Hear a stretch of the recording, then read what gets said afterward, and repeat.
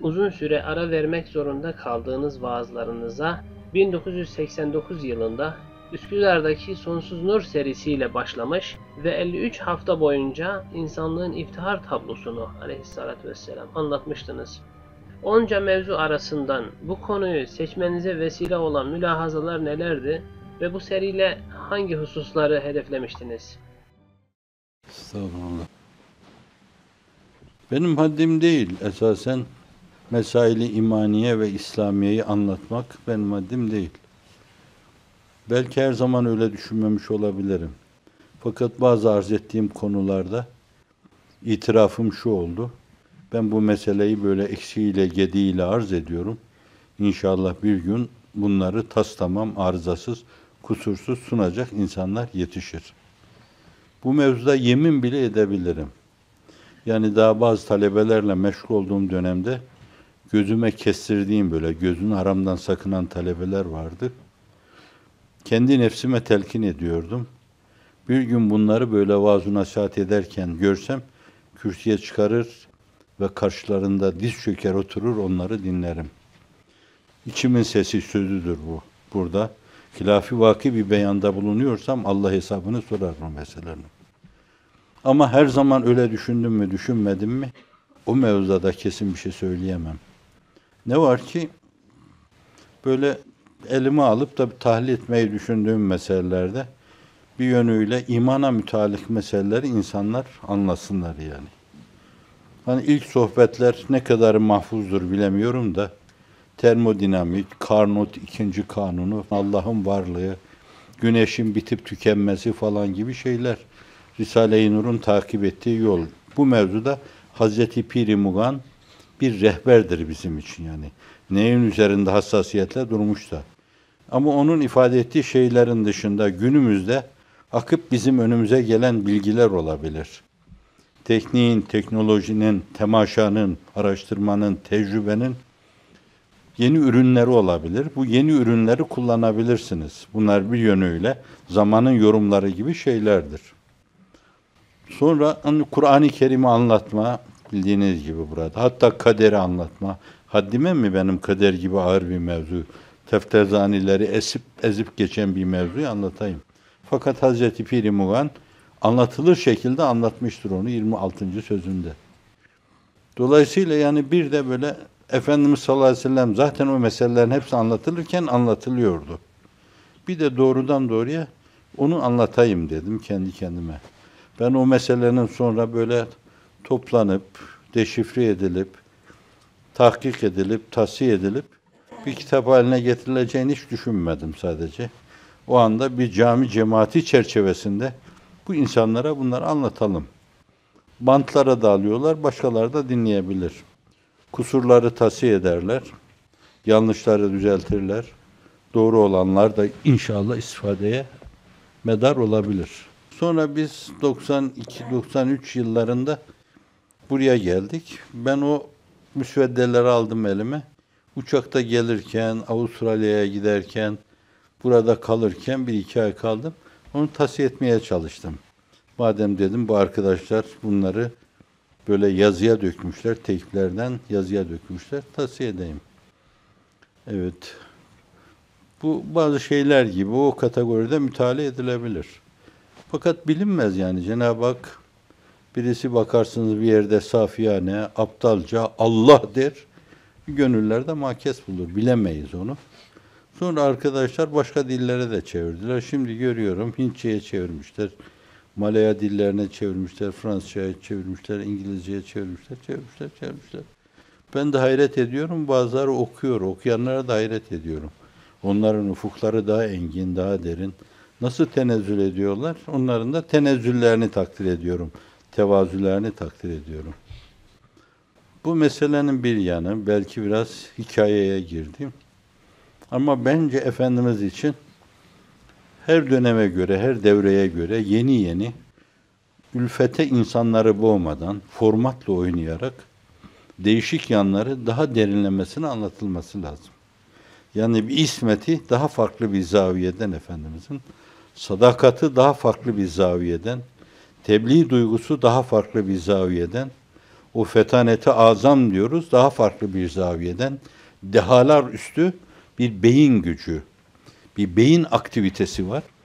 Bunlar herkes kendi dönemine göre daha farklı şekilde anlatılmalı ve kanaat edilmemeli.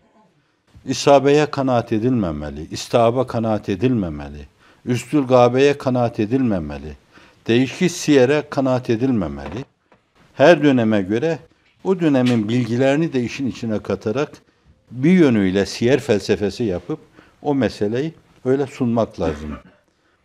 Her devrin insanı onu yeniden bir kere daha kendi çağının insanı olması itibariyle kendi çağına göre dinlemesi lazım. O zatı tanıması lazım. O zatı tanımak, hakkı tanımak demektir. O zatı tanımak, öteleri tanımak demektir. O zatı tanımak, çok iyi okumak, kainatı okumak demektir. O zatı tanımadan Kur'an bize karşı kapanır. Kıskançlık tabirini kullanmıyorum. O zatı tanımadan bir şey vermez Kur'an-ı Kerim. Gerçi hani biz çoğumuz dil bilmediğimizden dolayı Kur'an ne veriyor, ne alıyor onun farkında değiliz ama fakat Kur'an'dan bir şey alabilecek kadar müktesebatı olanlara bile o zat tanımıyorlarsa şayet Kur'an kapılarını kapatır, beyhude yorulma, kapılar sürmelidir der. O zat çok önemlidir. Ve günümüzde o zatı tanıtmakla mükellefiz. Kendi de zaten işaret buyuruyor. Bir diyor ki benim namım, biz namı celil diyelim, güneşin doğup battığı her şeye ulaşacaktır diyor. Gaybi bir haberle söylüyor. Bir yönüyle ulaşmıştır bugün yani. Eğer Güney Kutup'ta insan varsa oraya da ulaşmıştır. Kuzey Kutup'a gidin, oralara da ulaşmıştır. Grönland'a ulaşmıştır. Alaska'ya ulaşmıştır. Oralarda da sizin evleriniz var, arkadaşlarınızın evleri var. Fakat bir yönüyle de Efendimiz sallallahu aleyhi ve sellem bu gaybi haberleriyle bize hedef göstermektedir. Bunu gerçekleştirin. İstanbul fethedilecektir. Elini başın altına kursun, yatarsın kulağının üzerine, nasıl olsa fethedilecek. Ama öyle değil. Ta Emevi döneminden başlayarak 50 defa kuşatılmış. Ama o iş bir Türk serdarına müyesser olmuş. Ve tuftahunnel Konstantiniye fele ni'mel emiru emiruha ve le ni'mel ceyş salikel ceyş. Onu tanıtalım. Kimisi dost olur, kimisinin kalbi yumuşar ona karşı. İşte biliyorsunuz, uçakta benim arkamda oturuyordu. Demek hep içinde saklıyormuş o duyguyu. Bir aralık kalktı, duygusunu ifade etti. Senden de saklarsam ben kime söyleyeceğim bunu dedi. La ilahe illallah Muhammedur Resulullah dedi. Burada sizin her konferansınıza iştirak eden bir profesör var. Şimdi Türkiye'de Türkçe öğreniyor. Yani Hazreti Pir'in eserlerine de, size ait eserlere de belki muttali olmak için Türkçe öğreniyor. Bakın. Şimdi bunların hepsi dini mübin İslam adına, Efendimiz sallallahu aleyhi ve sellemin namı celili adına kazanımlar sayılır. Bunların hiçbirini hafife almamak lazım. İlle böyle dörtte dörtlük, işin göbeğine gelip otağını kuracak, oturacak. Tamam, diğerleri kapı dışarı, öyle değil yani. Aleyhte konuşmaz, bu kazanımdır. Lehte güzel şeyleri var, bu da bir kazanımdır. Vallahi çok güzel şeyleri var, bu kazanım üstü kazanımdır. La ilahe illallah Muhammedur Resulullah, buna diyecek şey yoktur artık. Bunun gibi Efendimiz sallallahu aleyhi ve sellem bişaretleriyle, gayba ait haberleriyle aynı zamanda bize hedefler göstermektedir. Bize ufuklar belirlemektedir. Alın bu işi oraya kadar götürün demektedir. Tabii aynı zamanda bunun içinde belki günümüzün nesillerine, sizlere bir yönüyle üst üste pörsünmelerin yaşandığı, partallaşmaların yaşandığı, üst üste deformasyonların yaşandığı bir dönemde yeniden ruhlarda bir tecdit düşüncesi hasıl etmek üzere. Hele siz bir gayret edin, Cenab-ı Hak o işi bir hakkın kemaliyle yerine getirecek insanları da arkadan gönderir. O bizi alakadar etmez. Bize düşen şey, şu anda sahip olduğumuz imkanları öyle bir zemin hazırlamaya matuf sonuna kadar kullanmalıyız. Çünkü insanların duygularında, düşüncelerinde sönmeler var. Heyecan, ölgünlüğü yaşanıyor, ölümü yaşanıyor insanlarda. Hazreti Pir acı bu meseleye temas ediyor. O şirin dilli insan, ey mezarı mütarik bedbahtlar, Gelen neslin önünde durmayın, mezar sizi bekliyor. Çekilin, ta kainat üzerinde hakaik-i Kur'aniyeyi hakkıyla temevvüş saz edecek olan nesli cedid gelsin. Bir nesli cedid. O yolda olmak lazım. O ölmüş ruhlara yeniden hayat üflemek lazım. O mezarı müteharriklere insani ruhu üflemek lazım. Arkadan kim gelir, kim ne yapar bizi alakadar etmez. İddiadan da fevkalade sakınmak lazım. Bu vazife bizimdir, bunu biz yapıyoruz. İddiasından fevkalade sakınmak lazım. Fevkalade tevazu, fevkalade mahviyet, fevkalade hacalet içinde şöyle demek lazım. Benim yerimde aklı başında bu imkanlara sahip biri olsaydı, vallahi yeri yerinden oynatırdı.